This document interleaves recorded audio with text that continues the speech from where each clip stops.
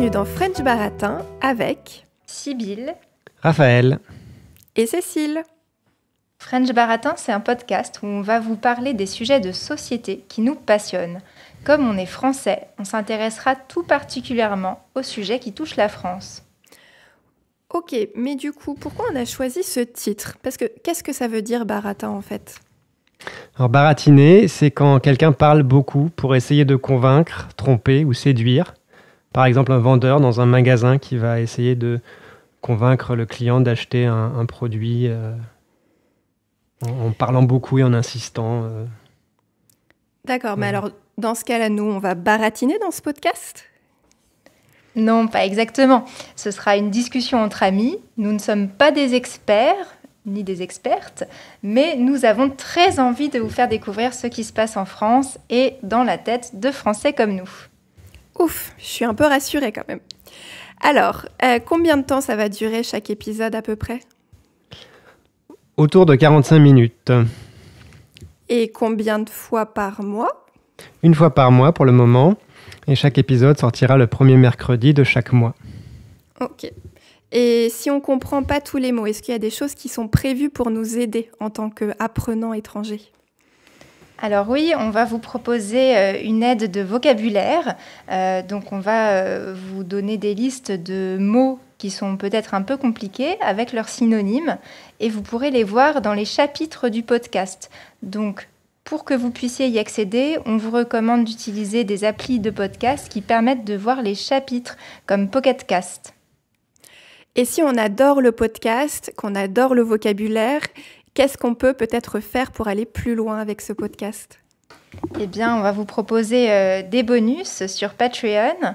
Ce sera la possibilité de voir une transcription entière de chaque épisode et on vous proposera aussi quelques exercices pour aller un petit peu plus loin dans votre compréhension de la grammaire, du vocabulaire, etc. D'accord. Alors, je vais vous proposer qu'on se présente pour que nos auditeurs puissent nous découvrir.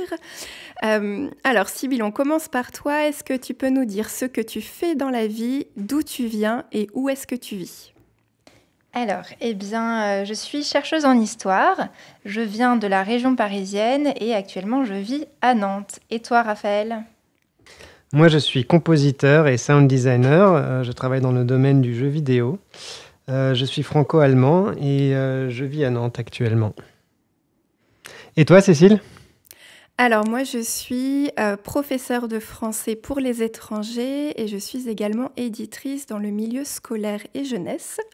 Je viens de Normandie, dans le nord-ouest de la France, et je vis actuellement à Strasbourg, tout près de la frontière allemande. Alors maintenant, je vous propose de me dire si vous avez un chanteur français que vous aimez bien. Sibylle, on commence par toi. Eh bien moi, alors je pense à Anne Sylvestre, qui est une chanteuse pas toute récente, puisqu'elle est par contre décédée assez récemment, en novembre 2020. Elle a fait toute sa carrière dans les années 60 et 70 et elle fait de très belles chansons avec de beaux textes. Je vous la recommande. Et toi, Raphaël, est-ce qu'il y a un chanteur ou une chanteuse que tu apprécies tout particulièrement en français ? Moi, j'aime bien le chanteur Renaud. Parce que j'aime bien son style et ses textes. Voilà. Et toi, Cécile ? Alors, j'adore aussi Renaud, mais un chanteur que j'aime particulièrement, c'est Grand Corps Malade, qui est un slammer et qui, du coup, ses textes sont magnifiques. Et c'est de la poésie en musique, tout simplement. Voilà. Alors maintenant, je te propose, Sibylle, de nous dire quel est ton mot préféré en français. Alors, je pense que mon mot préféré en français, pour le sens qu'il a, c'est paradoxalement. Donc, un paradoxe, c'est une contradiction apparente et qui pourtant existe. Et donc, on dit paradoxalement quand on remarque une contradiction comme ça, ou une contradiction apparente. Et j'aime beaucoup cette idée-là, que dans la vie, les choses ne sont pas si simples, qu'il y a des paradoxes, des choses qui paraissent ne pas devoir exister, mais qui pourtant sont là, et il faut qu'on s'y intéresse pour essayer de comprendre ces paradoxes, ces contradictions apparentes. Et toi, Raphaël, est-ce que tu as un mot que tu aimes bien en français ? Moi, j'aime bien le mot mélancolie. Mélancolie, ça veut dire un état de tristesse ou éventuellement un peu de déprime ou de dépression, mais c'est plus un côté tristesse un peu poétique. Et j'aime bien ce mot pour sa sonorité. Voilà. Et toi, Cécile ? Alors moi, mon mot préféré, c'est papillonner. Donc, comme on l'entend, ça vient du mot papillon. Et en fait, c'est un mot imagé qui montre qu'on passe de fleur en fleur et qu'on vient récupérer le pollen à chaque fois. Et papillonner, on peut l'utiliser beaucoup. Par exemple, moi, ça me ressemble pas mal dans les expériences professionnelles. Je passe de métier en métier. On peut l'utiliser aussi en amour. On peut l'utiliser dès lors qu'on ne s'arrête pas sur une seule chose, mais on passe de chose en chose. Voilà, donc je trouve ce mot très joli. Et pour terminer cette petite présentation, je vais te demander, Sybille, quelle est ton expression que tu trouves un peu bizarre en français ? Alors, je pense que l'expression que je trouve la plus bizarre en français, c'est « j'ai d'autres chats à fouetter ». Donc, « j'ai d'autres chats à fouetter », c'est une expression qu'on utilise lorsqu'on nous demande de faire quelque chose et qu'on trouve qu'on n'a pas le temps et que c'est pas important et qu'on a donc d'autres choses à faire.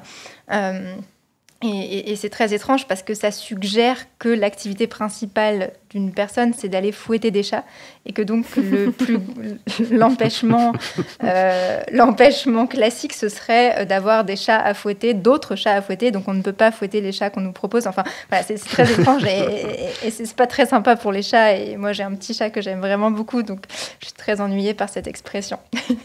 Et toi, Raphaël qui aime aussi bien les chats. Est-ce qu'il y a une expression que tu trouves bizarre ? Oui, elle n'a pas de rapport avec les chats, mais c'est l'expression « on n'est pas aux pièces ». C'est une expression qui veut dire qu'on n'est pas pressé de faire les choses. Cette expression vient du 19e siècle, quand les ouvriers étaient payés pour produire à la pièce. Et du coup, il fallait se dépêcher de produire un maximum de pièces pour être bien payé. Donc voilà, je trouve cette expression un peu rigolote. On n'est pas aux pièces. Et toi, Cécile ? L'expression que je trouve bizarre, c'est en fait une expression. Alors elle n'est pas forcément imagée, mais je la trouve pas logique. Parce que c'est l'expression « il vaut mieux entendre ça que d'être sourd ».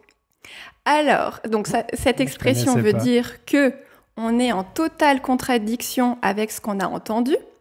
Mais techniquement, quand on ne veut pas entendre ce qu'on a entendu, on préférait être sourd. Mais non, cette expression, elle dit vaut mieux quand même mieux entendre ça que d'être sourd, ce qui est assez bizarre. Du coup, moi, j'aime pas cette expression, donc je la dis toujours à l'inverse. Je dis toujours il vaut mieux être sourd que d'entendre ça. Mais apparemment, c'est pas vrai. Voilà. Alors, pour le prochain épisode, le premier vrai épisode de Fretch Baratin, ça sera sur les langues régionales et ça sortira du coup début février. Donc je vous souhaite une bonne journée et à bientôt dans French Baratin. À bientôt. À bientôt.